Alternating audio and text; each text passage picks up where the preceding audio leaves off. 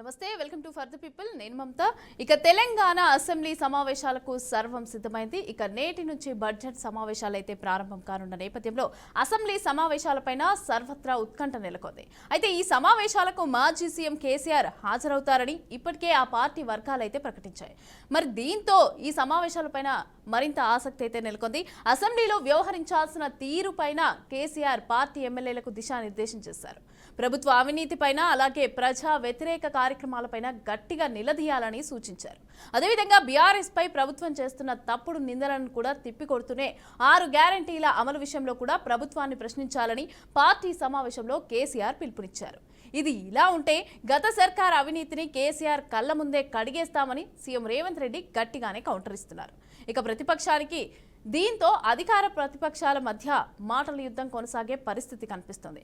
ఒకరిపైన ఒకరు విమర్శలకే పరిమితమవుతారా? ప్రజా సమస్యలపైన చర్చిస్తారా? ఇదే అంశంపైన ఈరోజు డిబేట్లో చర్చిద్దాం. రైట్, ఇక మనతో పాటు ఈరోజు డిబేట్లో పాల్గొనడానికి శేషు గారు, అనలిస్ట్.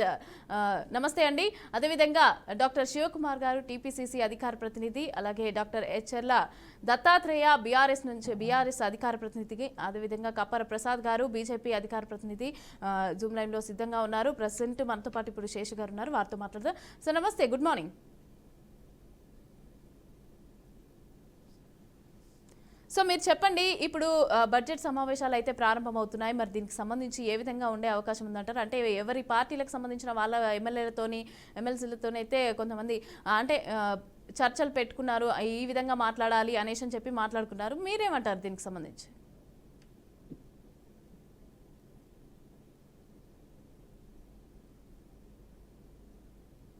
శేషు గారు. నాకు నేనేనా? సారీ. అందరికీ నమస్కారం. నమస్తే అండి. తెలంగాణలో కాంగ్రెస్ ప్రభుత్వము అధికారంలోకి వచ్చిన తర్వాత రెండోసారి ప్రవేశపెడుతున్నటువంటి పూర్తి స్థాయి బడ్జెట్ సమావేశాలు, బడ్జెట్ సంబంధించినటువంటి సమావేశాలు.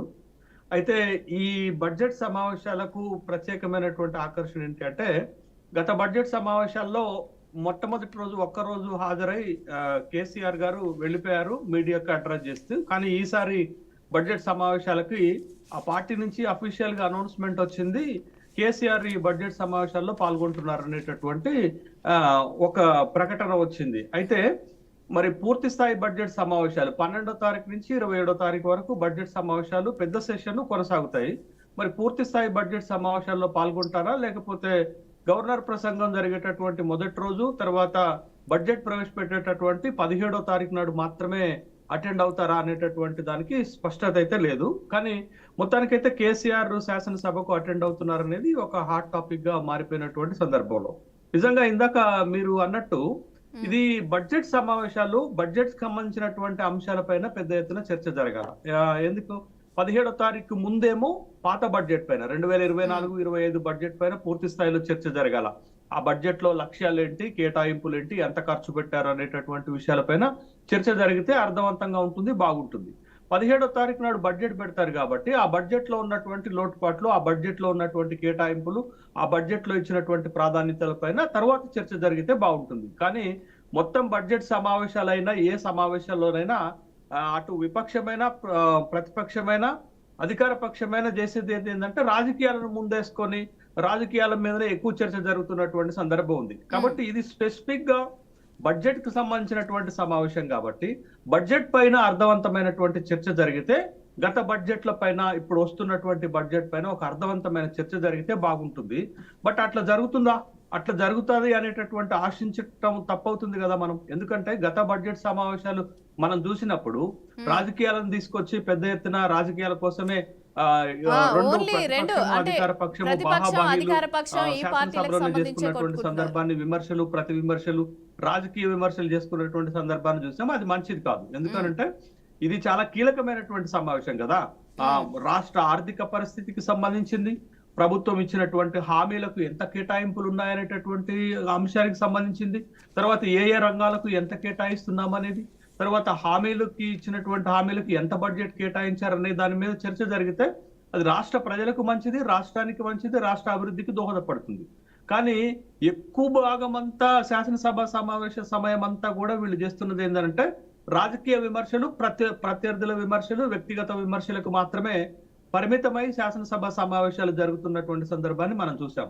అయితే కేసీఆర్ శాసనసభకు రావాలని నేను కూడా కోరుకుంటున్నాను. ఎందుకంటే ఒక సుదీర్ఘమైన రాజకీయ అనుభవం, దేశంలోనే ఉన్న రాజకీయ అనుభవం కలిగినటువంటి వ్యక్తి శాసనసభకు రాకపోవటం వల్ల ప్రతిపక్షం ఎట్లా తయారైపోయింది అంటే రాజు లేని రాజ్యం లెక్క తయారైపోయింది. కేసీఆర్ గనక శాసనసభ సమావేశానికి వస్తే తన అనుభవంతో ప్రభుత్వం ఎక్కడన్నా తప్పులు చేసినా, లేకపోతే ఎక్కడన్నా ప్రభుత్వ పాలసీలలో లోపాలున్నా వాటిని ఎత్తి చూపాల్సినటువంటి అవసరం ఉంది.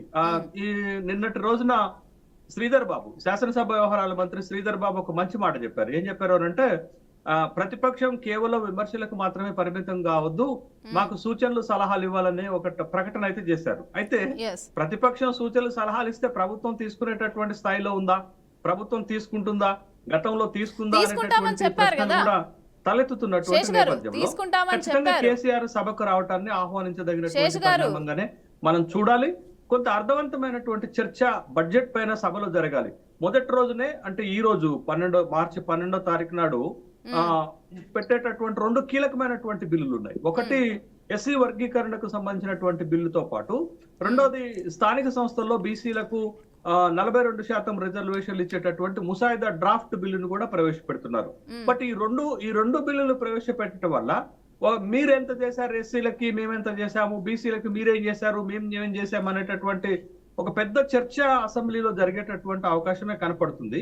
బట్ ఏది ఏమైనప్పటికీ కూడా బడ్జెట్ పైన, బడ్జెట్ కేటాయింపుల పైన, బడ్జెట్ అలొకేషన్స్ పైన చర్చ జరిగితే బాగుంటుంది. తర్వాత రాష్ట్రంలో చాలా కీలకమైనటువంటి అంశాలు ఇప్పుడు ఉన్నాయి. ఒకటి ఏంటి అంటే కాంగ్రెస్ ప్రభుత్వం అధికారంలోకి రావడానికి ఇచ్చినటువంటి ప్రధానమైనటువంటి 6 గ్యారంటీలు. 6 గ్యారంటీలకు గత బడ్జెట్ లో 47,000 కోట్ల రూపాయలు కేటాయించారు. దరిదాపు 80,000 కోట్ల రూపాయలు కేటాయిస్తే 6 గ్యారంటీలను పకడ్బందీగా అమలు చేయగలుగుతారు. కానీ కేవలం 47,000 కోట్ల రూపాయలనే కేటాయించడం వల్ల 6 గ్యారంటీలను పూర్తి స్థాయిలో రాష్ట్ర ప్రభుత్వం అమల్లోకి తేలేకపోయింది. దానిపైన ప్రతిపక్షం పట్టుబట్టేటటువంటి అవకాశాలు కనపడుతున్నాయి. ఆ పట్టుబడతారు కాబట్టే ఆరో గ్యారంటీ అయినటువంటి రాజీవ్ యువ వికాస్ పథకానికి నిన్నటి రోజున 6,000 కోట్ల రూపాయలు కేటాయిస్తున్నాం అనేటటువంటి ప్రకటన ఆర్థిక మంత్రి గారు చేయడం జరిగింది. ఆ గ్యారంటీకి సంబంధించినటువంటి కొన్ని ప్రోగ్రామ్స్ ను కూడా తను బయట పెట్టడం జరిగింది. కాబట్టి ఇదొక కీలకమైన అంశం అయితే బహుశా బీఆర్ఎస్ పార్టీ ఒక కీలకమైన అంశం పైన పట్టుబట్టే అవకాశం శాసనసభలో కనపడుతుంది. అదేంటంటే రైతులకు సంబంధించినటువంటి సమస్యలు. గతంలో కేసీఆర్ ఉన్నప్పుడు రైతులకు సంబంధించినటువంటి మేము 24 గంటలు కరెంట్ ఇచ్చాము కోతలు లేకుండా, తర్వాత రైతులకు పూర్తి స్థాయిలో నీళ్లు ఇచ్చాము, రైతులకు పూర్తి స్థాయిలో ఎరువులు ఇచ్చాము, రైతులకు రైతు బంధు ఇచ్చాము, రైతు భరోసా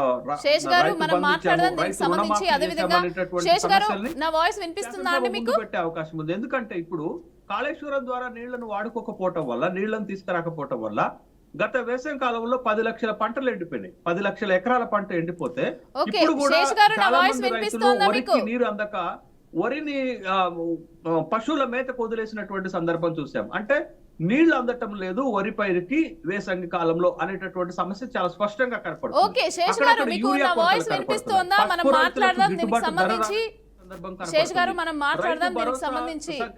సకాలంలో అందలేదనేది కనపడుతుంది. తర్వాత రైతు రుణమాఫీ, ఇంకా 15 లక్షల మంది రైతులకు రుణమాఫీ జరగలేదనేటటువంటి అంశం ముందుకు వస్తుంది. కరెంటు కోతలు గ్రామీణ ప్రాంతాల్లో కనపడుతున్నాయి. ఇవన్నీ కూడా శాసనసభ వేదికగా కేసీఆర్ అండ్ బీఆర్ఎస్ పార్టీ అవకాశం ఉంది. ప్రభుత్వం కూడా ప్రతిపక్షాన్ని ఎదుర్కోవటానికి అప్పులని ముందుకు తీసుకొచ్చే అవకాశం ఉంది. రాష్ట్రంలో 7 లక్షల కోట్ల రూపాయలు అప్పు చేసిపోయారు. మీరు చేసినటువంటి అప్పుల వల్లనే మేము సరైనటువంటి పథకాలను అమలు చేయలేకపోతున్నాం అనేటటువంటి ఒక వాదాన్ని శాసనసభలోకి తీసుకొచ్చే అవకాశం ఉంది. ఏది ఏమైనప్పటికీ కూడా కేసీఆర్ పరిణామం. ప్రతిపక్షము పాలక పక్షము అర్థవంతమైనటువంటి చర్యలు చేయాలి.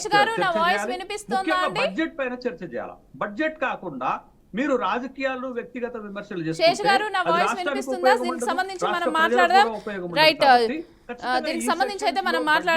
బడ్జెట్ కేటాయింపుల పైన అర్థవంతమైనటువంటి చర్చ జరిగితే అది రాష్ట్ర ప్రజలకు ఉపయోగపడుతుంది అనేది నా అభిప్రాయం. రైట్, దీనికి సంబంధించి మాట్లాడదాం. శేష్ గారు, నా వాయిస్ వినిపిస్తుందా? సో దీని గురించి మాట్లాడదాం మనం.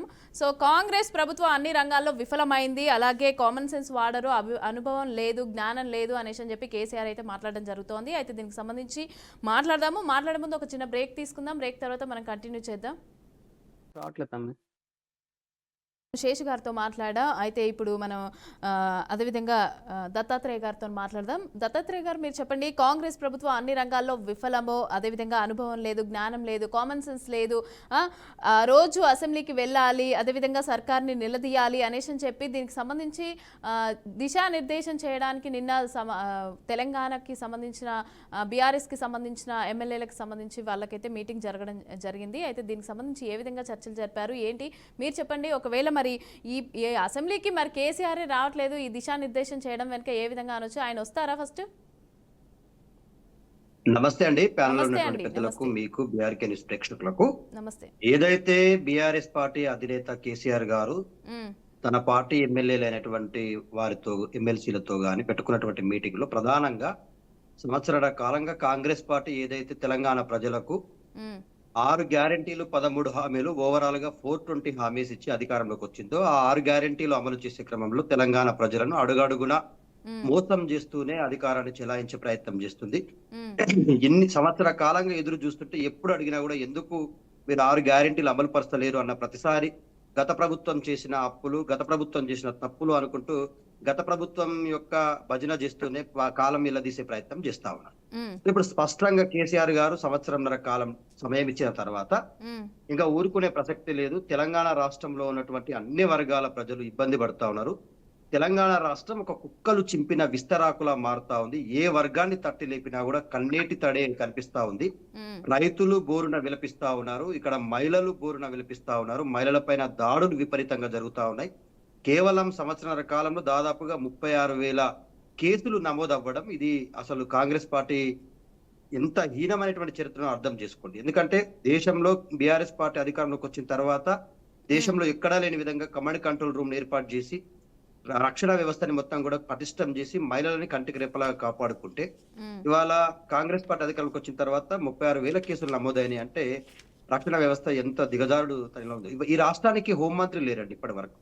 ఈ రాష్ట్రానికి విద్యాశాఖ మంత్రి లేడు, ఈ రాష్ట్రానికి కార్మిక శాఖ మంత్రి లేడు, ఈ రాష్ట్రానికి ఎస్సీ ఎస్టీ వర్గాలకు సంబంధించినటువంటి సోషల్ వెల్ఫేర్ కి సంబంధించిన మంత్రి లేడు, గిరిజన శాఖకు మంత్రి ఉన్నప్పటికీ ఆ సీతక్క గారి కోసం మైనారిటీలకు సంబంధించినటువంటి మంత్రి లేడు.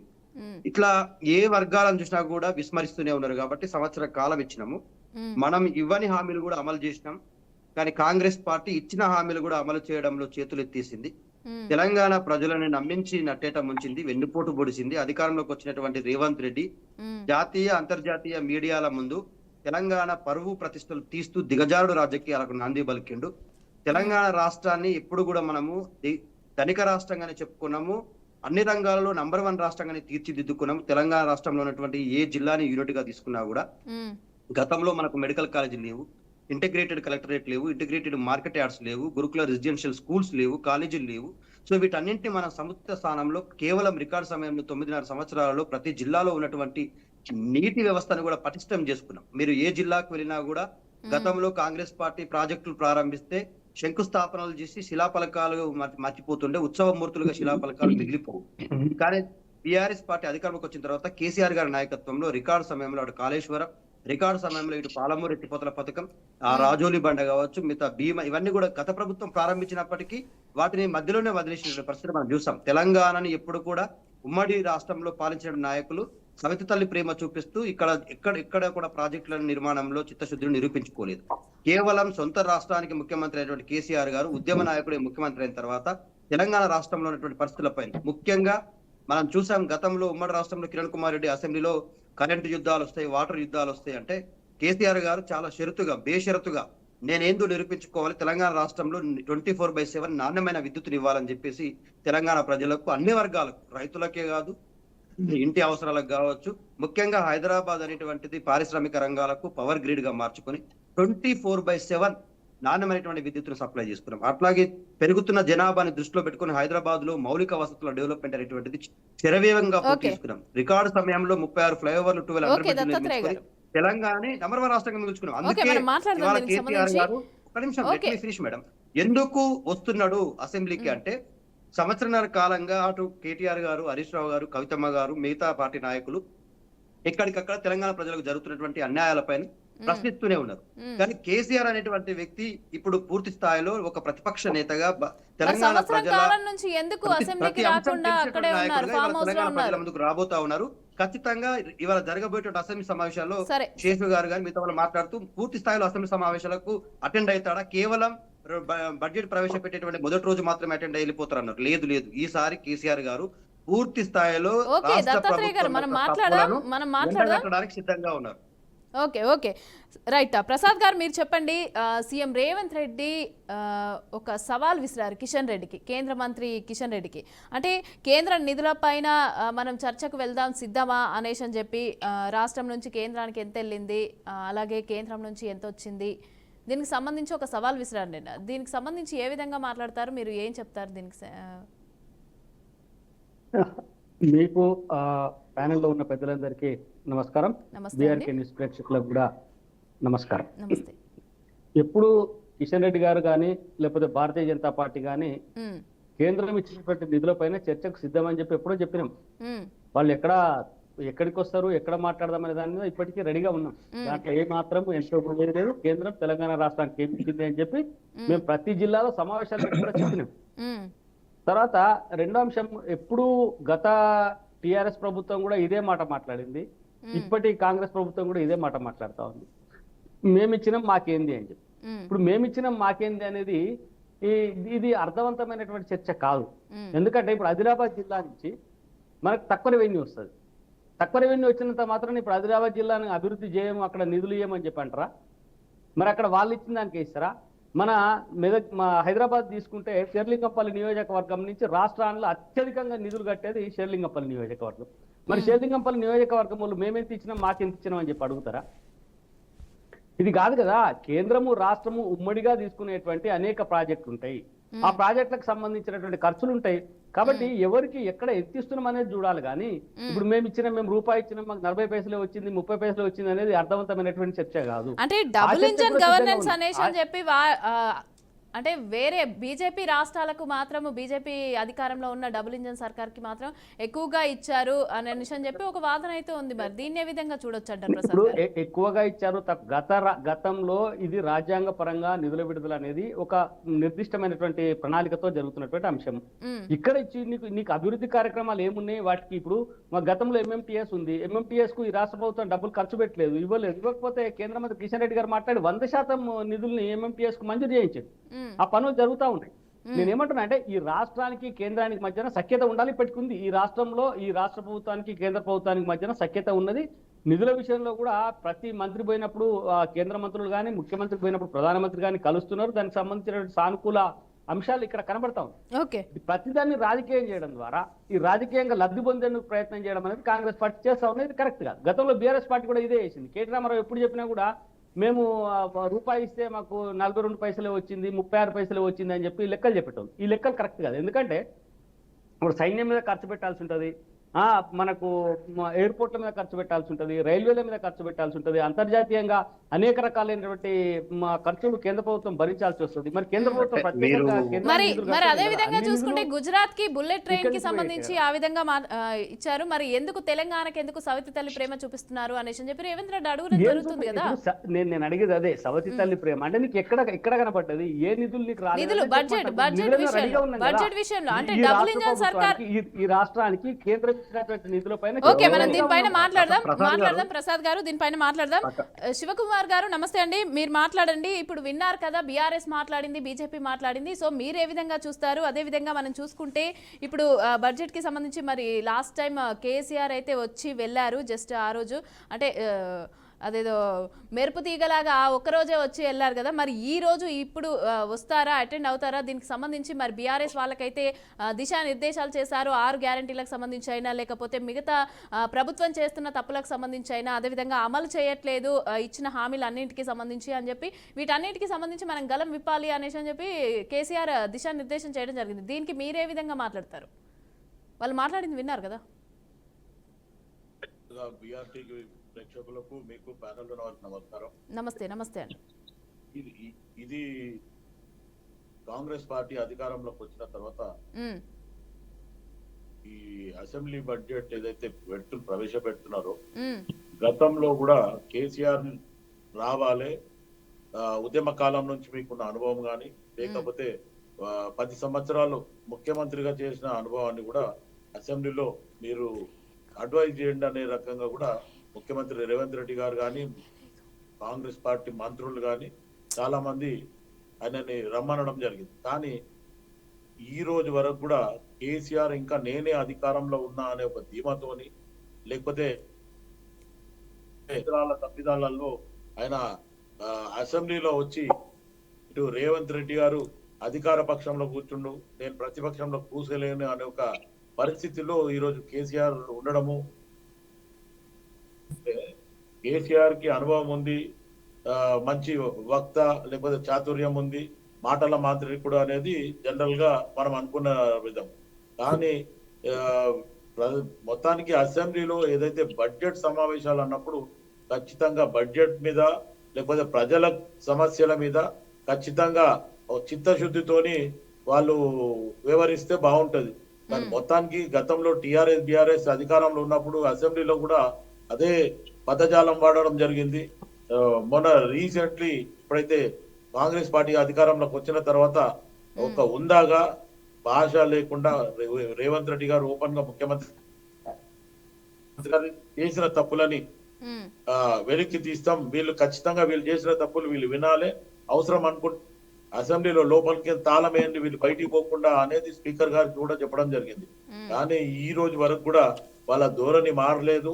ఈ కేటీఆర్ గాని హరీష్ రావు గాని మిగతా వాళ్ళ టిఆర్ఎస్ బిఆర్ఎస్ నాయకులందరూ కూడా ఇంకా మేమే అధికారంలో ఉన్నాము, మాదే చలామణి అవుతుందనే ధోరణిలో గాని అదే అహంకార ధోరణిలో ఉన్నారు.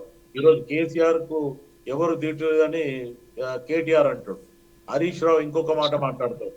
ఇది ఖచ్చితంగా ప్రజల సమస్య మీద లేకపోతే కాంగ్రెస్ పార్టీ ఇచ్చిన గ్యారంటీల మీద ప్రజలకు ఏవి వచ్చినాయి ఏవి రాలేదు ఇంకా ఎంత వచ్చేది ఉంది అనే రకంగా మాట్లాడాలి. నోటికి ఏదో వస్తే అది మాట్లాడడం, గతంలో మేము అది చేసినాము మేము ఇది చేసిన గొప్పలు, మీరు ఏది స్కీమ్లు చేసినా అంత స్కామ్లు ఉన్నాయి, మీరు ఏం చేసినా దాంట్లో మీ స్వలాభంకే ఎక్కువ చేసిన తప్ప ప్రజలను 29వ రాష్ట్రం తెలంగాణ రాష్ట్రాన్ని మొత్తానికి అప్పుల కుప్పలాగా అప్పుల రాష్ట్రం చేసింది అనేది కాంగ్రెస్ పార్టీ అధికారంలోకి రాగానే రివ్యూ మీటింగ్ చేసి అన్ని మంత్రిత్వ శాఖలో రివ్యూ మీటింగ్ చేసి చెప్పడం జరిగింది. ఈ రోజు ఏదైతే టీఆర్ఎస్ చేసిన అప్పులే శివకుమార్ గారు కేసీఆర్ భయపడుతున్నారు అని అనుకోవచ్చా? చెప్పండి. కేసీఆర్ భయపడుతున్నారు అని అనుకోవచ్చా? కేసీఆర్ భయపడుతుండనేది కంటే కూడా అహంకార ధోరణితో ఉన్నారండి. ఇప్పుడు మరి ప్రజల సమస్యలు అసెంబ్లీకి వచ్చి వినిపించాలి కదా, ప్రజల సమస్యలు అసెంబ్లీకి వచ్చి వినిపించాలి. మరి ఫామ్ హౌస్ లోనే ఎందుకుంటున్నట్టు? దీనికి సంబంధించి మరి అంటే ఏ ఉద్దేశంతో కేసీఆర్ ఇప్పుడు దిశానిర్దేశం చేసి మరి అసెంబ్లీకి రాకుండా ఈ రకంగా చర్చలు అంటే ఏ విధంగా చూడొచ్చు అంటారు? మరి ఒకసారి రావడం జరిగింది ఆల్రెడీ. ఇప్పుడు నిన్న ఆయన మీద కంప్లైంట్ కూడా చేయడం జరిగింది. ఒకవేళ ప్రతిపక్ష నేతగా కనుక అసెంబ్లీకి రాకపోతే ఆయనకి ఏదైతే పారిశోధం ఇస్తున్నారో బెనిఫిట్స్ ఇస్తున్నారో అవి కూడా ఆపాలని చెప్పి స్పీకర్ కి కూడా లెటర్ ఇవ్వడం జరిగింది. ఒకవేళ నిజంగా కూడా కేసీఆర్ కి అహంకార ధోరణి ఉంది, రేవంత్ రెడ్డి గారు ముఖ్యమంత్రి ఉంటూ ఆ హోదాలో కూర్చున్న దగ్గర నేను చూడలేను, ఓర్వలేని గుణం ఉంది అనుకుంటే ఆ ప్రతిపక్ష హోదా వాళ్ళ పార్టీలను ఇంకెవరికో ఇచ్చి ఆయన ఫామ్ హౌస్ లో పట్టుకోమని చెప్పండి, దానికి పెద్ద ఇబ్బంది లేదు. రేపు జరిగేది ప్రజల గురించి అసెంబ్లీలో జరగాల్సింది ప్రజల చర్చ, బడ్జెట్ మీద జరిగే చర్చ మీదనే ఖచ్చితంగా మాట్లాడాలా. ఈరోజు ప్రజాధనం వృధా పోతుంది. నేను గతంలో రాజీవ్ యూత్ ఆర్గనైజేషన్ పేరు మీద కానీ లేకపోతే స్టేట్ యూత్ అవార్డీస్ ఆర్గనైజేషన్ మీద 20 సంవత్సరాల కింద రాజశేఖర రెడ్డి గారు ముఖ్యమంత్రి ఉన్నప్పుడు ఇవ్వడం జరిగింది. ఒక్క నిమిషానికి 8,000 రూపాయలు ఖర్చు అవుతుంది అసెంబ్లీలో. ఈ రోజు వీళ్ళ బెనిఫిట్స్ కానీ వీళ్ళ లైట్ కానీ ఇంటి కానీ ఇప్పుడు ఆలోచిస్తే దగ్గర దానికి 3 times అయి ఉంటుంది. కానీ ఏదైతే ప్రజాధనాన్ని దుర్వినియోగం చేయకుండా దాన్ని సద్వినియోగం చేయండి. ఖచ్చితంగా ప్రతిపక్షం కానీ పాలక పక్షం కానీ రెండు కూడా సరైన చర్చ తీసుకుంటే రేపు ప్రజలకు బెనిఫిట్ అవుతుంది అని చెప్పి కోరుకుంటున్నాం. ఓకే శివకుమార్ గారు, మనం మాట్లాడదాం. అయితే ఇప్పుడు ఒక చిన్న బ్రేక్ తీసుకుందాం, బ్రేక్ తర్వాత కంటిన్యూ చేద్దాం. కొట్లాడి సాధించుకున్న తెలంగాణ అని చెప్పే కేసీఆర్ మరి ఎవ్రీ టైం చెప్తూ ఉంటారు. మరి ఎందుకు అసెంబ్లీకి రాకుండా ఫామ్ హౌస్లోనే ఉండి మాట్లాడుతున్నారు? ఇప్పుడు అసెంబ్లీకి వచ్చి మాట్లాడతారా లేదా? మరి బీఆర్ఎస్ ప్రజలకైతే, బీఆర్ఎస్ ఎమ్మెల్యేలకైతే దిశానిర్దేశం అయితే చేయడం జరిగింది. మరి ఎందుకు ప్రజలంటే, తెలంగాణ ప్రజలంటే చిన్న చూపా, లేకపోతే తెలంగాణ ప్రజలంటే గౌరవం లేదా, ఏమనుకోవాలి? మరి దీనికి సంబంధించి మాట్లాడదాం. దత్తాత్రేయ గారు, మీరు చెప్పండి, ఏ విధంగా చూడాలంటారు? ఒకటే అండి, ఇప్పుడు సంవత్సరాల కాలంగా తెలంగాణ ప్రజలను మభ్య పెట్టి అబద్ధపు హామీలు ఇచ్చినటువంటి కాంగ్రెస్ పార్టీని ఖచ్చితంగా అడుగడుగున, ముఖ్యంగా ఏదైతే బలమైనటువంటి సామాజిక వర్గం తెలంగాణ రాష్ట్రంలోనే జనాభాలో పెద్ద సామాజిక వర్గం అయినటువంటి బీసీలకు 42% రాజకీయ రిజర్వేషన్లు ఇస్తే దాదాపుగా స్థానిక సంస్థలలో 23,900 పైచిలకు బీసీలే ఎంపీటీసీలు, జెడ్పీటీసీలు, సర్పంచులు అవుతారని చెప్పి పెద్ద హామీ ఇచ్చినటువంటి కాంగ్రెస్ పార్టీ కామారెడ్డి డిక్లరేషన్ తొంగలో దొక్కింది. అడుగడుగున ఆటంకాలు కల్పిస్తూ 100 రోజులు రిజర్వేషన్లు ఇస్తున్నటువంటి కాంగ్రెస్ పార్టీ 15 నెలలుగా ఆ రిజర్వేషన్లను తొంగలో దొక్కింది. అయితే సరే, ప్రతిపక్షాల పోరాటం వలనో లేకపోతే కుల సంఘాల పోరాటం వలన ఒక కొలిక్కి వచ్చినప్పటికీ ఇప్పటికి కూడా దాని మీద క్లారిటీ లేకపోవడం దుర్మార్గమైనటువంటి చర్య. కాంగ్రెస్ పార్టీలో ఉన్నటువంటి జానారెడ్డి గారు, ఉత్తమ్ కుమార్ రెడ్డి గారు తీసుకునే నిర్ణయాలు బీసీల రిజర్వేషన్ శాసించే స్థాయికి రావడం అనేటువంటిది ఆ కాంగ్రెస్ పార్టీలో ఉన్నటువంటి బీసీ నాయకులు ఆలోచించాల్సిన అవసరం ఉంది. ఎందుకంటే ఇవాళ కాంగ్రెస్ పార్టీలో ఏ పదవి లేనప్పటికీ కూడా జానారెడ్డి గారు ఏ విధంగా బీసీల రిజర్వేషన్లని ఆపే ప్రయత్నం చేస్తా ఉన్నారు. బీసీలకు రిజర్వేషన్లు ఇస్తే కాంగ్రెస్ పీఠంపై బీసీలు కూర్చుంటే మన భవిష్యత్తు ఏంది అనేటువంటి భయమా, లేకపోతే బీసీలను రాజకీయంగా ఎదగనివ్వద్దు అనేటువంటి కుట్ర నాకు తెలియదు. కానీ సో ఇవన్నీ జరుగుతూ ఉన్నప్పుడు బీఆర్ఎస్ పార్టీగా అక్కడ ఎమ్మెల్సీ కవిత గారు కూడా బీసీలకు ఖచ్చితంగా 42% రిజర్వేషన్ ఇవ్వాల్సిందే. దాంట్లో 3 రకాల బిల్లులు పెట్టాలి. ఇప్పుడు కాంగ్రెస్ పార్టీ మరి ఇన్ని చెప్తున్నా మీరు, కేసీఆర్ ఎందుకు అసెంబ్లీకి రావట్లేదు? మరి భయపడుతున్నారా అని అనుకోవచ్చా? కేసీఆర్ గారు భయపడేటువంటి వ్యక్తిత్వమా అండి? మరి అలాంటప్పుడు అసెంబ్లీకి వచ్చి ప్రజలకు సంబంధించి సమస్యలను లేవనెత్తాలి కదా, ఖచ్చితంగా మాట్లాడాలి కదా. మీరు అన్నటువంటి విషయాన్ని మరి ఎందుకు రావట్లేదు? కేసీఆర్ గారు చాలా వినండి ఒక నిమిషం. ఇప్పుడు తెలంగాణ రాష్ట్రంలో చాలా కమిట్మెంట్ తో ఉన్నటువంటి లీడరు, 36 పార్టీలను ఢిల్లీ స్థాయిలో ఒప్పించి తెలంగాణ రాష్ట్ర కళ సాకారం చేసినటువంటి నాయకుడు, ఎన్నో ఒడిదొడుకులను ఎదుర్కొన్నటువంటి నాయకుడు, పార్టీల కుట్రలను, ప్రజా సంఘాల కుట్రలను, చాలా మంది పెద్ద పెద్ద వాళ్ళు కేసీఆర్ ని ఎప్పుడో రాజకీయాల నుంచి దూరం చేయాలన్నటువంటి వాటిని అధిగమించి ఇవాళ తెలంగాణ రాష్ట్రాన్ని సాధించి 10 సంవత్సరాల్లో ఇంత పెద్ద అభివృద్ధిని కళ్ళ ముందు పెట్టేటువంటి నాయకుడు, ప్రతిపక్షాలకు భయపడేటువంటి నాయకుడు కాదు. ఒకటి అయితే ఇక్కడ చాలా ఇంపార్టెంట్ విషయం ఏంటంటే, బీసీల కోసం ఏదైతే కాంగ్రెస్ పార్టీ తీసుకొస్తున్నటువంటి బిల్లు ఏదో కేవలం తూతూ మంత్రంగా ఒక్క బిల్లుగా పెట్టి అది ఇంతకుముందు శశి గారు చెప్పినట్టుగా ఆమోదించి పంపించాలని ప్రయత్నం చేస్తే అది చారిత్రాత్మక తప్పిదం చేసిన కాంగ్రెస్ పార్టీగా మిగిలిపోతుంది. కేవలం మాటలకు పరిమితమైన కాంగ్రెస్ పార్టీగా మిగిలిపోతుంది. ఇక్కడ ఉన్నటువంటి వాళ్ళందరం కూడా మేము బలంగా కోరుకునేది ఏంటంటే, పార్టీలకు అతీతంగా కాంగ్రెస్ పార్టీ 3 బిల్లులను ప్రవేశపెట్టాలా. ఎమ్మెల్సీ కవిత గారు తెలంగాణ రాష్ట్రంలో దాదాపుగా 15 నెలలుగా ఇదే విషయాన్ని చాలా స్పష్టంగా చెప్తా ఉన్నారు. మీరు బీసీలకు ఇస్తామనేటువంటి రిజర్వేషన్ ని కేవలం 42% రిజర్వేషన్లు రాజకీయంగా ఇస్తామంటే కుదరదు. తెలంగాణ రాష్ట్రంలో జనాభాలో మీరు చెప్పిన లెక్కల ప్రకారం 46% ఉన్న బీసీలకు విద్యాపరంగా ఒక బిల్లు పెట్టాలి 46% సంబంధించి, ఉద్యోగాల పరంగా 46% సంబంధించి ఒక బిల్లు పెట్టాలి, రాజకీయ రిజర్వేషన్ల పరంగా 42% సంబంధించి ఒక బిల్లు పెట్టాలి. ఈ విధంగా 3 బిల్లులు పెట్టి ఆమోదించి కేంద్ర ప్రభుత్వానికి పంపి కేంద్ర ప్రభుత్వం పైన ఒప్పించాలి. మీరు ఏదైతే రేవంత్ రెడ్డి గారు అలై చేసుకుని మోడీ గారిని కలిసి రావడమే కాదు, మీ చిత్తశుద్ధి ఇప్పుడు నిరూపించుకోవాల్సిన సమయం ఆసన్నమైంది. అసెంబ్లీలో కేవలం తీర్మానం పెట్టి బిల్లును పంపించే ప్రయత్నం చేస్తే బీసీల బిల్లు అది సుప్త చేతనావస్థకి, అంటే పక్కకు పెట్టిన దానిలాగానే మిగిలిపోతుంది, కోల్డ్ స్టోరేజ్ లో ఉండిపోతుంది. దాని మీద చిత్తశుద్ధి నిరూపించుకోవాల్సిన సమయం అవసరమైంది. ఒక్క అంశం కాదండి, ఇక్కడ తెలంగాణ రాష్ట్ర అసెంబ్లీలో మాట్లాడాల్సిన అంశాలు, రైతులకు సంబంధించిన అంశాలు ఉన్నాయి. మహిళలకు ఇచ్చినటువంటి 2,500 రూపాయలతో మొదలుకుంటే తులం బంగారం, స్కూటీలు, 200 రూపాయలు యూనిట్ల విద్యుత్తు, తర్వాత గ్యాస్ సిలిండర్లు 500 రూపాయలు, ఇట్లా చాలా అంశాలలో కాంగ్రెస్ పార్టీ కేవలం అప్లికేషన్లు తీసుకోవడం. శివకుమార్ గారు వింటున్నారు కదా, మరి కాంగ్రెస్ నేతలు, కాంగ్రెస్ వైపు నుంచి మీరేం చెప్తారు? మరి మేమైతే బీసీలకు సంబంధించి అయితే తూతూ మంత్రంగా చేస్తోంది కాంగ్రెస్ ప్రభుత్వం అనేసి అని చెప్పి మాట్లాడడం జరుగుతుంది. అలాగే ప్రతిపక్షానికి భయం అనేది ఏం లేదు అని అనేసి అని చెప్పి మాట్లాడడం జరుగుతుంది. మరి మీరేం చెప్తారు? శివకుమార్ గారు మాట్లాడండి. వీళ్ళు చేసిన తప్పిదాలు పక్కన పెట్టి దత్తాత్రేయ మొత్తం మేమే అంతా చేసినాం అనే రకంగా మాట్లాడడం జరుగుతుందండి. ఇంతకుముందు శశి గారు మాట్లాడుతూ ఓపెన్ గా చెప్పడం జరిగింది, ముసాయిదా బిల్లు ఖచ్చితంగా ప్రెజెంటేషన్ పెట్టి సెంట్రల్ కి పంపిస్తారు, దాని తర్వాత జరుగుతుంది. ఈరోజు ఎస్సీ వర్గీకరణ అనేది బిల్లు పెడతారు అనేది ఆల్రెడీ స్పష్టంగా ప్రభుత్వమే చెప్పడం జరిగింది. గతంలో వీళ్ళు చేసిన తప్పిదాలకు ఈరోజు మాట్లాడడానికి ముఖం లేకనే ఈరోజు కేసీఆర్ అసెంబ్లీకి రావడం లేదు. మొత్తానికి ఆ అహంకార ధోరణితోనే వీళ్ళు ఉన్నారు తప్ప ఇంకా ఇప్పుడు ఆల్రెడీ ఏదైతే 200 యూనిట్స్ పవర్ ఉంది, 500 రూపీస్ గ్యాస్ ఆల్రెడీ అనౌన్స్ అయిపోయింది, బస్ అనౌన్స్ 6 గ్యారంటీలలో మిగతా చేయాలంటే ఈ రోజు ఆ పాపం ఎవరిది? ఈ రోజు టీఆర్ఎస్ చేసిన అప్పుల కుప్ప వల్లనే ఈ రోజు చేయలేకపోతున్నాం అనేది కూడా ముఖ్యమంత్రి గారు గాని మంత్రులు గాని స్వయాన ఓపెన్ గా చెప్పడం జరిగింది. మీరు సంవత్సరంన్నర కాలంలో 1,52,000 కోట్ల అప్పు చేసిరు మీరు కేవలం 15 నెలల్లో. ఇది నేను ఏమంటున్నానంటే గతంలో టీఆర్ఎస్ చేసిన తప్పిదాన్ని కనీసం ఒక యూత్ గా నువ్వన్నా ఒప్పుకోవాలి. ఎందుకంటే కేసీఆర్ కేటీఆర్ ఎట్లా ఒప్పుకోడు. ఇది మనం చర్చలో పాల్గొంటున్నప్పుడు అట్లీస్ట్ పబ్లిక్ పోయేది కరెక్ట్ ఉండాలి.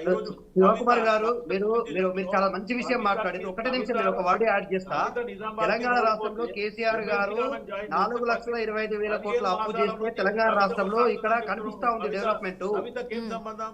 కవిత లిక్కర్ కేసులో లోపల పోయి వచ్చిన 15 మాసాల నుంచి బీసీల గురించి పోరాడుతుందని చెప్పి ఓటుకునోడు కేసులో మీ ముఖ్యమంత్రి జైలుకు పోయి వచ్చింది. మరి మీ ముఖ్యమంత్రి గారు చేస్తున్న కార్యక్రమాలకు ఏం సంబంధం అంటే మీరు ఏమంటారు? ఓటుకునోడు కేసు విషయంలో జైలు జీవితాలు అనుభవించినటువంటి మీ నాయకుడు కవిత మాట్లాడలే. ఇప్పుడు ఆరోపణలు మోపబడినవి కోర్టు విచారణలో జరుగుతున్నటువంటి అంశాలను మాట్లాడుకుంటే మీ పార్టీలో చాలా మంది మీద ఉన్నది. మీరు చేసిన కుంభకోణాలు చాలా ఉన్నాయి. భూమి లోపల ఉన్నటువంటి కుంభకోణాల నుంచి మొదలుకుంటే ఆకాశంలో ఉన్న 2G స్పెక్ట్రమ్ కుంభకోణం వరకు మీరు ఎన్ని కుంభకోణాలు చేసిన మీ కాంగ్రెస్ పార్టీ అంటేనే స్కామ్లు. నిజంగా కూడా వాళ్ళు అడ్డుపడితే రేపు దానికి గడ్డు కాలం వాళ్ళకు కూడా వస్తుంది. ఈవెన్ నేను కాంగ్రెస్ పార్టీలు ఉండే చెప్తున్నా, ఏదైతే బీసీలకి ఎవరు అడ్డుపడ్డా వాళ్ళకి మటుకు ఖచ్చితంగా రాబోయే కాలంలో వాళ్ళు ఏదో రకంగా మూల్యం చెల్లించుకోవాల్సి వస్తుంది. దాని గురించి పక్కన పెడితే ఈ రోజు కాంగ్రెస్ పార్టీ ఏదైతే డిక్లరేషన్ ఇచ్చిందో మేనిఫెస్టోలో పెట్టిందో అది ఖచ్చితంగా తూచా తప్పకుండా పాటిస్తుంది. అంచెలంచెలుగా చేయడం జరుగుతుంది. గతంలో 100 సంవత్సరాలలో మేమే చేస్తామని చెప్పినా మాకు ఎవరు చెప్పలేదు. కానీ ఖజానా ప్రజలకు చెప్పడం జరిగింది. దాని తర్వాతనే చేస్తాం. ఇప్పుడు 2,500 రూపాయలు కూడా ఇస్తారు. రేషన్ కార్డు కూడా ఖచ్చితంగా మొన్న యాక్చువల్లీ December 1st ఇచ్చేది ఉండే. ఏదైతే ఇన్ఛార్జ్ గారు మారిన తర్వాత కొంచెం మార్పులు చేర్పులు అయినాయి కాబట్టి అది పోస్ట్ పోన్ చేయడం జరిగింది. ఖచ్చితంగా ఈ మంత్ ఎండింగ్ లోపల రేషన్ కార్డులు కూడా రెడీ ఉన్నాయి. రేషన్ కార్డులు కూడా ఇస్తారు. మీరు గతంలో రేషన్ కార్డులు 10 సంవత్సరాలలో ఒక ఈటల రాజేందర్ గారి ఫోటో ఉంది అనే రకంగా తీసుకుపోయి చెత్త కుప్పల పడేసి ఆల్రెడీ ఎంఆర్ఓ ఆఫీసులలో దొరకడం జరిగింది.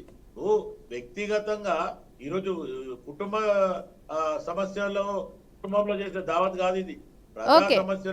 ఓకే శివకుమార్ గారు, ఓకే ప్రసాద్ గారు మీరు చెప్పండి. అంటే బీజేపీ ఎప్పటి నుంచో తెలంగాణలో పాగా వేయాలని చూస్తుంది, అంటే బీఆర్ఎస్ ప్రభుత్వం పైన అవినీతి ఆరోపణలు కూడా చేస్తుంది. మరి ఎందుకు కేంద్రంలో అవినీతి అంశాలకు సంబంధించి ఎందుకు ఈ చర్యలు అయితే తీసుకోవట్లేదు? అంటే మీరిద్దరు ఒకటే అనేసి అని చెప్పని కాంగ్రెస్ కూడా ఇంతకుముందుకు వాదిస్తుంది కదా ముందు నుంచి కూడా. అంటే మీరిద్దరు ఒకటే అనుకోవచ్చా? అందుకే వాదించట్లేదు, అందుకే దీనికి సంబంధించి చర్యలు తీసుకోవట్లేదు, జరిగిన అంటే అంశాలకు సంబంధించి మిస్టేక్స్కి సంబంధించి ఏ విధంగా మాట్లాడట్లేదు అని అంటున్నారు. మరి మీరేమంటారు ప్రసాద్ గారు? ఇప్పుడు ఏ రాజకీయ పార్టీ ఇంకో రాజకీయ పార్టీ తోటి ఒకటి కాదది. అది తప్పు. ఎవరు చెప్పినా కాంగ్రెస్ చెప్పినా కాంగ్రెస్ బీఆర్ఎస్ అంటుంది కాంగ్రెస్ బీజేపీ ఒకటి అని చెప్పి, బీజేపీ ఒకటే అంటది. ఏ రాజకీయ పార్టీ కూడా ఇంకో రాజకీయ పార్టీ తోటి అంటగాగి ఒకటి అనేటువంటి సమస్య ఉండదు. అది ఎట్టి పరిస్థితుల్లో ఉత్పన్నం కాదు. రెండోది, భారతీయ జనతా పార్టీ స్వయంగా అంటే స్వతంత్రంగా ఈ ఎన్నికలలో వచ్చే ఎన్నికలలో అధికారంలోకి రావాలని చెప్పి ప్రయత్నం చేస్తుంది. ఏ రాజకీయ పార్టీ అయినా అధికారంలోకి రావడం కోసం ప్రయత్నం చేస్తుంది. ఆ విధంగా జనంలోకి పోతా ఉన్నాం. మేమేమంటున్నామంటే కాంగ్రెస్ పార్టీ కేసుల్ని సిబిఐకి అప్పచెప్పమనండి. ఇక్కడ ఏదైనా అవినీతికరమైనటువంటి కేసులు ఉంటే ఆ సిబిఐకి అప్పచెప్తే సిబిఐ దాని మీద విచారణ జరిపి చర్యలు తీసుకుంటది. అట్లే అంతేగాని ఇక్కడ కేసులన్నీ వీళ్ళు రాష్ట్ర ప్రభుత్వం దగ్గర పెట్టుకొని కేంద్రం చర్యలు తీసుకోవడం లేదనేది సరికాదు ఒకటి. రెండోది, ఎప్పుడు కూడా పార్టీకి కేసులకు సంబంధం లేదు. కేసులలో చట్టం తన పని తాను చేసుకుంటూ పోతుంది. ఖచ్చితంగా వాళ్ళు ఎప్పుడైతే ఆ కేసులు పూర్తిగా రూఢి అవుతాయో ఖచ్చితంగా అరెస్టులు అవుతాయి. దానికి కవిత గారి ఉదాహరణ. కవిత గారికి అంతకుముందు అసెంబ్లీకి ముందు కవితను అరెస్ట్ చేయట్లేదు అని చెప్పేది ఇతర గందరగోళం చేశారు. కానీ నిజంగా రాజకీయ లబ్ధి కోసం ఉపయోగించుకోలేదు కాబట్టి, అవసరం లేదు కాబట్టి, కేసు పూర్తిగా విచారణ జరిగి దాంట్లో నిజాలు తేలాలి కాబట్టి అప్పటిదాకా కేసుకు సాక్ష్యాధారాలు దొరికిన దాకా ఆగింది సిబిఐ. దాని తర్వాత ఆ కవిత గారిని అరెస్ట్ చేశారు. అంతే తప్ప ఎవరి మీద కక్ష తీర్చుకోవడానికో లేకపోతే రాజకీయంగా లబ్ధి పొందడానికో ఈ కేసులను ఉపయోగించుకునేటువంటి అవసరం బీజేపీకి లేదనేది స్పష్టమైంది మనకి. తర్వాత రాష్ట్రంలో ఈ రాష్ట్ర ప్రభుత్వం చేస్తున్నటువంటి అనేక కార్యక్రమాలు అసంపూర్తిగా ఉన్నాయనడానికి స్పష్టంగా చెప్పొచ్చు మనం. ఎందుకంటే నిధుల విడుదలలో కూడా జాప్యం జరుగుతూ ఉంది. తర్వాత అసంపూర్తి కార్యక్రమాలు ఏది కూడా పూర్తిగా ముందుకు పోయినటువంటి పరిస్థితి నెలకొంటుంది. దానికి ఉదాహరణ చెప్తే రుణమాఫీ చేసినామని చెప్పిండ్రు, భారీ ఎత్తున రుణమాఫీ చేసినామని చెప్పి కాంగ్రెస్ పార్టీ చెప్పుకుంటుంది. ఏం చెప్పుకున్నారు ముఖ్యమంత్రి గారు అంటే దేశంలోనే ఎవరు చేయలేదు ఇంత పెద్ద ఎత్తున రుణమాఫీ మేము చేసినామని చెప్పుకుంటా ఉన్నారు. ఇదే రుణమాఫీ చేసినామని చెప్పుకుంటున్నటువంటి సందర్భంలో మనం చూసినాం ఇంట్లో కొన్ని గ్రామాలలో 50,000 రూపాయలు 30,000 రూపాయలు అప్పు కట్టలేదని చెప్పి ఇంటి దర్వాజాలు దత్తాత్రేయ గారు మీరేమంటారు మరి? వింటున్నారు కదా దత్తాత్రేయ గారు, రెస్పాండ్ అవ్వండి, మాట్లాడుతున్నారు కదా శివకుమార్ గారు, మీరు కూడా రెస్పాండ్ అవ్వాలి కదా, మాట్లాడుతున్నారు కదా. ఇప్పుడు కాంగ్రెస్ కి సంబంధించిన బీఆర్ఎస్ కి సంబంధించిన మాట్లాడుతున్నారు కదా. నేనేమంటున్నానంటే ఈ రాష్ట్ర ప్రభుత్వము ఏ కార్యక్రమాన్ని కూడా పూర్తి స్థాయిలో అమలు చేయడం లేదు. నిధుల రుణమాఫీ విషయంలో చూస్తే బ్యాంకులలో వచ్చి ఇంటి దర్వాజాలు బిక్కపోయి ఆ పేద ప్రజల శివకుమార్ గారు మీరు వింటున్నారా? అమలు చేయట్లేదు అని మాట్లాడుతున్నారు ప్రసాద్ గారు. మరి దీనికి సంబంధించి ఏం చెప్తారు? మీరు రెస్పాండ్ అవ్వండి. కులగణన విషయంలో బీసీ కులగణన విషయంలో కూడా ఈ రాష్ట్ర ప్రభుత్వం పూర్తి స్థాయిలో కులగణన చేయలేదు, సగమే చేసిందని చెప్పి వాళ్ళ పార్టీ ఎమ్మెల్సీ స్వయంగా కాంగ్రెస్ పార్టీ ఎమ్మెల్సీ ఆ కులగణనకు సంబంధించినటువంటి కాగితాలను దగ్ధం చేశారని బయటకు పంపించినటువంటి పరిస్థితి. ఎస్సీ వర్గీకరణకు సంబంధించి ఈ కాంగ్రెస్ పార్టీ ఎస్సీ వర్గీకరణ పూర్తి స్థాయిలో చేయలేదు, తూతు మంత్రంగా చేసిందని చెప్పి ఇలా మందకృష్ణ మాదిగ గారు పెద్ద ఎత్తున నిరసన చేస్తున్నటువంటి పరిస్థితి. అట్లనే ఏదైనా ఏ కార్యక్రమం పూర్తి స్థాయిలో చేయడం లేదు. ఇందాక వారే చెప్పిండ్రు. ఓకే శేష్ గారు మీరు చెప్పండి, వీళ్ళు చెప్పేది విన్నారు కదా, ముగ్గురు చెప్తున్నారు, ఎవరి పార్టీకి సంబంధించి వాళ్ళు మాట్లాడుతున్నారు. మరి అసలు ఏం జరుగుతుంది ఇప్పుడు బడ్జెట్ కి సంబంధించి ఇప్పుడు జరుగుతున్నప్పుడు? ఖచ్చితంగా కేసీఆర్ అనేది రావాలి, మాట్లాడాలి, కాంగ్రెస్ వాళ్ళు కూడా మేము ఆహ్వానిస్తున్నాం, ఖచ్చితంగా రావాలి అనేసి అని చెప్పి చెప్పడం జరుగుతుంది. మరి ఎందుకు దీనికి సంబంధించి మరి ఇప్పుడు కేసీఆర్ వస్తారా రారా దీనికి సంబంధించి మాట్లాడండి. శివన్న ఒక నిమిషం ఆగండి. ఎవరు నన్ను మాట్లాడమంటున్నారా? వద్దు శివన్న మీరు ఆగండి, మీరు మాట్లాడారు కదా. అయితే ఇప్పుడు చర్చ ఏంటి అంటే కేసీఆర్ అసెంబ్లీకి రావటం లేదు అనేటటువంటిది మనందరికీ తెలిసినటువంటి విషయమే. ప్రభుత్వము ముఖ్యమంత్రి గారు అనేక సందర్భాల్లో ఒక ఛాలెంజ్ చేశారు, of the record on the record బహిరంగ సభల్లో అక్కడ ఇక్కడ మాట్లాడుతున్నప్పుడు రండి అసెంబ్లీకి రండి చర్చిద్దాము, రండి అసెంబ్లీకి రండి చర్చిద్దాం అనేటటువంటి ఒక మాట చెప్పారు.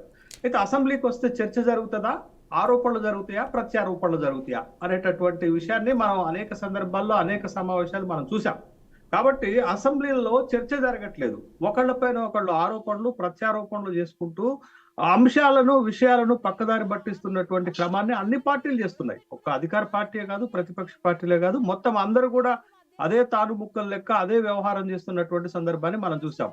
ఇప్పుడు రేపు కూడా బడ్జెట్ సమావేశాల్లో జరిగేటటువంటి తంతు ఏంటి అంటే బీజేపీ కేంద్ర ప్రభుత్వము తెలంగాణ రాష్ట్రానికి నిధులు ఇవ్వట్లేదు అని అధికార పక్షము తెస్తే మేము ఇస్తున్నామనేటటువంటి ఆరోపణలతో వాళ్ళు ప్రత్యారోపణ చేస్తారు. రెండోది కేసీఆర్ గత పాలన పైన అప్పులు తప్పులు చేశారు అనేటటువంటి విషయాన్ని సభలో అధికార పక్షం ప్రస్తావిస్తే ప్రస్తుత ప్రభుత్వ వైఫల్యాలను బీఆర్ఎస్ తెర మీదకి తెస్తుంది. అంటే ఇదంతా ఏం జరుగుతుంది అని అంటే వాళ్ళపైన వీళ్లపైన ఆరోపణలు ప్రత్యారోపణలు చేసుకుంటూ సభా సమయాన్ని వృధా చేసేటటువంటి క్రమాన్ని మనం చూస్తున్నాం. అయితే మీరు కేసీఆర్ ఎందుకు రావటం లేదు అనేటటువంటి ఒక కీలకమైన ప్రశ్న పదే పదే మన చర్చలో మీరు లేవనెత్తుతున్నారు. దానికి కేటీ రామారావు గారు ఒకటి సో దత్తాత్రేయ గారు, అదేవిధంగా ప్రసాద్ గారు, అదేవిధంగా శివకుమార్ గారు విన్నారు కదా. శేష్ గారు ఏమంటున్నారంటే అసెంబ్లీకి వచ్చి మాట్లాడాల్సింది పోయి టైం వేస్ట్ చేస్తున్నారు అని అంటున్నారు. మరి మీరేమంటారు? ముగ్గురు మాట్లాడండి. అయితే దీనికి సంబంధించి మరి టైం వేస్ట్ చేస్తున్నారు అని అంటున్నారు అంటే మరి ఇప్పుడు కేసీఆర్ చూస్తే అసలు రావట్లేదు, మరి ప్రజా సమస్యలను అసలు గాలి కొదిలేసినట్టేనా? ఎందుకు మరి అసెంబ్లీకి వచ్చి మాట్లాడాల్సింది ప్రజల గురించి ప్రజల సమస్యల గురించి, మరి దాన్ని గాలి కొదిలేసి ఎవరి పార్టీలకు సంబంధించి ఎవరి విషయాలకు సంబంధించి వాళ్ళు మాట్లాడుకుంటున్నారు? ఏ విధంగా చూడాలి? ఏంటి రియాక్ట్ అవ్వండి. అసెంబ్లీ ప్రారంభమైన తొలినాళ్లలో రేవంత్ రెడ్డి గారి అనుభవ రాహిత్యం వల్ల మహిళలు అనేటువంటిది చూడకుండా కూడా ఈ సబితా ఇంద్రారెడ్డి గారిని కావచ్చు మిగతా వాళ్ళని ఎంత అభాసపాలు చేసిందో చూసాము. ఆ తర్వాత జరిగిన సంఘటనలు బీఆర్ఎస్ పార్టీగా కేటీఆర్ గారు హరీష్ రావు గారు చాలా స్పష్టంగా రాష్ట్ర ప్రభుత్వం 6 గ్యారెంటీలు 13 హామీలు మొత్తంగా 420 హామీలు అమలు పరచాలని ఎక్కడికక్కడ ఏ అంశాన్ని కూడా మీరు చర్చించడానికి అసెంబ్లీకి రండి అన్నాం. ఇప్పుడు కేటీఆర్ గారి మీద చేసినటువంటి ఆరోపణల పైన కూడా అసెంబ్లీలో చర్చిద్దాం రా అన్నాడు, తప్పించుకునే ప్రయత్నం చేసిండు. ఇప్పుడు కేసీఆర్ గారు ఎందుకు రావాల్సి వస్తుంది అంటే, సంవత్సర కాలంగా పెద్ద మనిషి చాలా ఓపికగా ప్రజలకు ఇచ్చిన 6 గ్యారెంటీలలో కాంగ్రెస్ పార్టీ మన చిత్తశుద్ధిని నిరూపించుకుంటుందా? వాళ్ళు నిజాయితీగానే ఇచ్చారా, లేకపోతే కేవలం అధికారం రావడం కోసం మాటలు ఇచ్చి తప్పించుకు తిరుగుతున్నారా అనే శివకుమార్ గారు మీరేం చెప్తారు దీనికి సంబంధించి? అంటే అధికారంలోకి రావడానికి మాత్రమే హామీలు ఇచ్చారా అని మాట్లాడుతున్నారు. కొంచెం మాట్లాడండి, రియాక్ట్ అవ్వండి శివకుమార్ గారు. టైం లేదు మనకి. దత్తాత్రేయ గారు ఆల్రెడీ కాంగ్రెస్ పార్టీ మార్పు కావాలి, కాంగ్రెస్ రావాలి అనే ఒక నినాదంతోనే ముందుకు పోవడం జరిగింది. ఈ రోజు ప్రజలు కాంగ్రెస్ పార్టీకి పట్టం కట్టిండ్రు. ఈ రోజు టిఆర్ఎస్ బిఆర్ఎస్ ని పొందబెట్టిండ్రు అనేది కరెక్టే. మార్పు వచ్చింది. ఎక్కడ మార్పు వచ్చింది? ఆ గురుకులాల్లో ఉన్నటువంటి ఆడపిల్లల చావుల్లో మార్పు వచ్చింది, రైతుల చావుల్లో మార్పు వచ్చింది, చావుల్లో మార్పు వచ్చింది. కాంగ్రెస్ పార్టీ రావడం వల్ల మార్పు ఎక్కడ వచ్చింది? ఎస్సీ ఎస్టీ బీసీ మైనార్టీ వర్గాల బతుకుల్లో మార్పు వచ్చిందా? మనం ఇచ్చిన 6 గ్యారెంటీలో మార్పు వచ్చిందా? వృద్ధులకు వికలాంగులకు ఇచ్చినటువంటి పెన్షన్లు అందుతున్నాయా? మహిళలకు ఇచ్చినటువంటి 2,500 రూపాయలు అందుతున్నాయా? ఇవాళ మీరు మహిళలు పెళ్లి చేసుకుంటే తులం బంగారం ఇస్తామని అందుతున్నాయా? వచ్చేటువంటి జాతీయ అంతర్జాతీయ సంస్థలు రాష్ట్రం వదిలి పక్క రాష్ట్రాలకు పారిపోతున్నాయి. అవి ఆపే ప్రయత్నం చేయండి. నీళ్ల విషయంలో ఇవాళ చెరువులు ఎండిపోయినాయి, చేన్లు ఎండిపోయినాయి. మీ సోయి తక్కువ నిర్ణయాల వల్ల కాంగ్రెస్ పార్టీకి ఎట్లా నీటిని కాపాడాలో అవగాహన లేక ఇవాళ తెలంగాణ రాష్ట్రం ఎడారి తలపిస్తుంది. తప్పిదాలు కాదా? ఈ రోజు టిఆర్ఎస్ బిఆర్ఎస్ తప్పిదాలు కాదా? అది ఒప్పుకోరా? 10 సంవత్సరాలు ఎక్కడ తప్పిదాలు ఉన్నాయి? ప్రాజెక్టులు కట్టినాం, చెరువులు నింపినాం, తాగడానికి నీళ్ళు ఇచ్చినాం, మెడికల్ కాలేజ్ కట్టిండ్రు.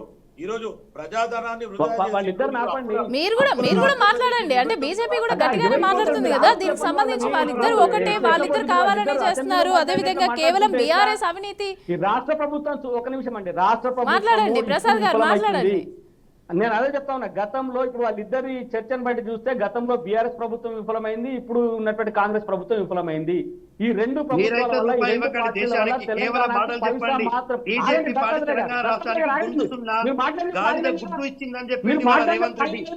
బీజేపీ ప్రభుత్వము తెలంగాణ రాష్ట్రానికి తెలంగాణ రాష్ట్రంలో బీజేపీ పార్టీ ₹1 8 మంది ఎమ్మెల్యేలు 8 మంది ఎంపీలను గెలిపించి తెలంగాణ ప్రజలు తీవ్ర తప్పు చేసిండ్రు.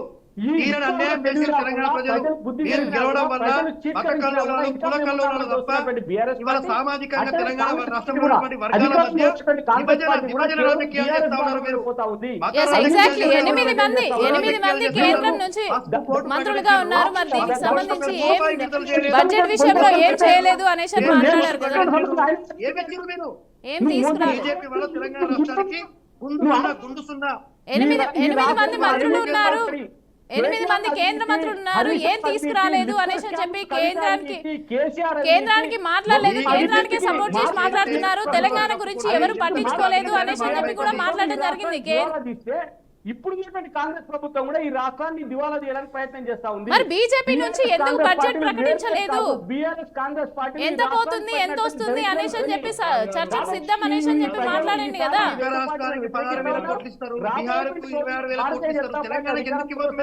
భారతీయ జనతా పార్టీ ఈ రాష్ట్రంలో అభివృద్ధి జరుగుతుందంటే, ఈ రాష్ట్రంలో గ్రామీణ ప్రాంతాలలో పారిశుద్ధ్యం ఉందంటే, గ్రామీణ ప్రాంతాలలో రోడ్లు ఉన్నాయంటే, గ్రామీణ ప్రాంతాలలో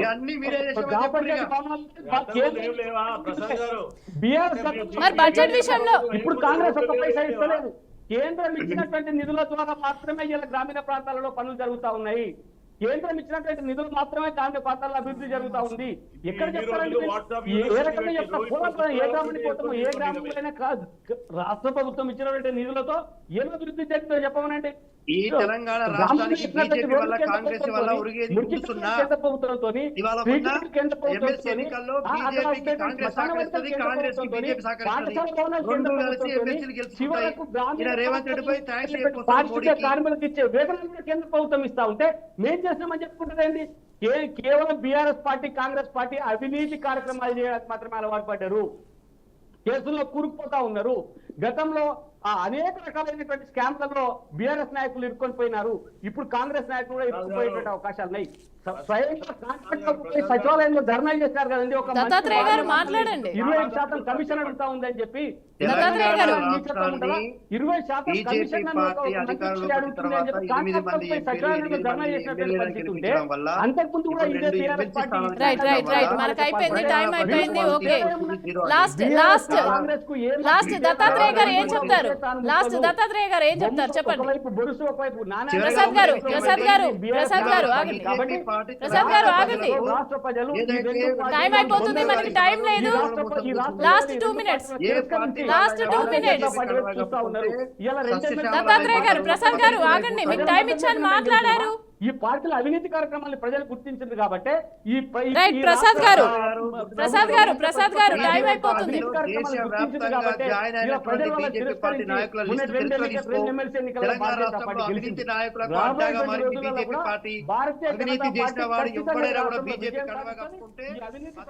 రైట్ రైట్, థ్యాంక్ యూ. డిబేట్లో పాల్గొన్న అందరికీ కూడా థ్యాంక్ యూ సో మచ్.